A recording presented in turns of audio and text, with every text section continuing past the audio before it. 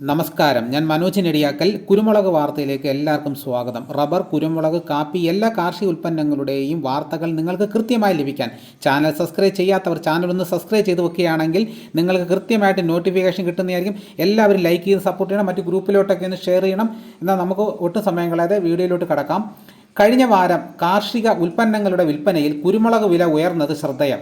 കഴിഞ്ഞ വാരം കുരുമുളക് വിറ്റ കർഷകർക്ക് കിലോയ്ക്ക് 5 രൂപ കൂടുതൽ കിട്ടി.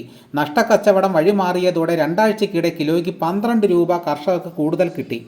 കുരുമുളകിന് വില കൂടുമെന്ന് കഴിഞ്ഞ വാരം മാർക്കറ്റ് അവലോകനം റിപ്പോർട്ട് ചെയ്തിരുന്നു. കുംഭമേള കഴിഞ്ഞ് ഉത്തരേന്ത്യൻ വിപണി സജീവമായതോടെ ഉത്തരേന്ത്യയിൽ നിന്ന് കഴിഞ്ഞ വാരം നല്ല ഡിമാൻഡ് ഉണ്ടായി. കുരുമുളകിന് വില കൂടാൻ പ്രധാന കാരണം ഉത്തരേന്ത്യൻ ഡിമാൻഡാണ്. വരും ദിവസങ്ങളിലും വില കൂടുമെന്നാണ് വ്യാപാര സമൂഹം പറയുന്നത്. വിൽപ്പനയ്ക്ക് വരവ് കൂടി. വിളവെടുപ്പ് കഴിഞ്ഞ് സീസൺ ആയതോടെ സംസ്ഥാനത്തെ കാർഷിക മേഖലകളിൽ നിന്ന് കൊച്ചി ടെർമിനൽ വിപണിയിലേക്ക് പുതിയ മുളകിൻ്റെ പ്രവാഹമാണ്. കൊച്ചി ടെർമിനൽ വിപണിയിൽ കഴിഞ്ഞ വാരം 293 ടൺ കുരുമുളക് വിൽപ്പനയ്ക്കെത്തി. മുൻ വാരത്തെ അപേക്ഷിച്ച് 138 ടൺ കൂടുതലാണ്. വില കുറയുമെന്നത് കണ്ട് ഇറക്കുമതിക്കാർ സംസ്ഥാനത്തെ വെയർഹൗസിംഗ് ഗോഡൌണുകളിൽ സ്റ്റോക്ക് ചെയ്തിരുന്ന ശ്രീലങ്കൻ മുളകും വിൽപ്പനയ്ക്കെത്തി.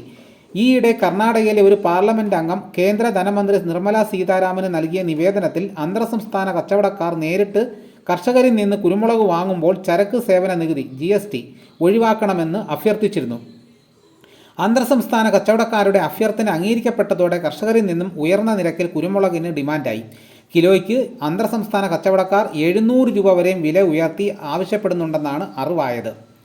കർണാടകയിൽ കർഷകർക്ക് നൽകിയ GST ഒഴിവാക്കൽ തമിഴ്നാട്, കേരളം തുടങ്ങിയ സംസ്ഥാനങ്ങളിലേക്കും വരുമെന്നും സൂചനയുണ്ട്. ഇത് നടപ്പിലായാൽ സംസ്ഥാനങ്ങൾക്ക് കിട്ടിക്കൊണ്ടിരുന്ന GST ഇല്ലാതാകും. ഇത് എത്രത്തോളം ഫലപ്രദമാകുമെന്ന് കണ്ടറിയണം എന്നാണ് വ്യാപാരികളുടെ പ്രതികരണം. GST ഒഴിവാക്കി കർഷകരുമായുള്ള അന്തർ സംസ്ഥാനക്കാരുടെ കച്ചവടം നടക്കുമ്പോൾ സ്വാഭാവികമായും ഇടനിലക്കാർ ഒഴിവായേക്കും. കയറ്റുമതി ഇറക്കുമതി നയത്തിലെ പഴുതുകൾ അടച്ചുകൊണ്ടാണ് പല ഇറക്കുമതിക്കാരും കനം കുറഞ്ഞ കുരുമുളക് ഇറക്കുമതി ചെയ്യുന്നത്. സത്ത് നിർമ്മാതാക്കളാണ് കനം കുറഞ്ഞ മുളക് ഉയർന്ന നിരക്കിൽ വാങ്ങുന്നത്.